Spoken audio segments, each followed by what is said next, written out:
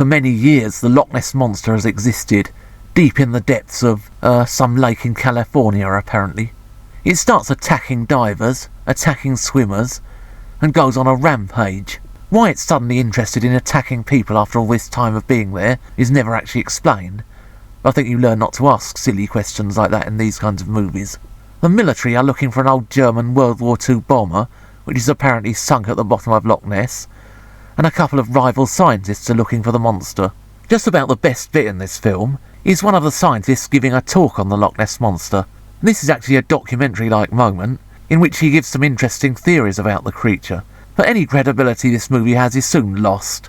For example, this character is impossible to take seriously, because he's just the most ludicrous Scottish stereotype imaginable. Except for Mr. Swirling. This is not a character, it's a caricature. He's all just, "Oh aye, the new. It's a bonlick nicked out there. You dirty wee tatty boggle.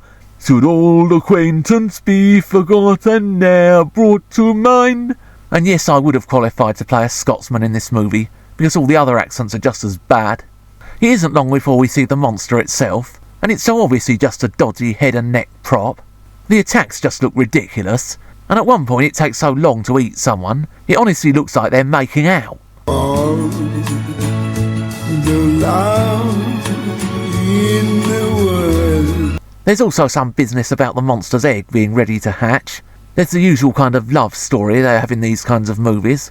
And personally, whenever I see something like this in the movie, I can't help thinking of certain other Loch Ness Monster masterpieces of special effects.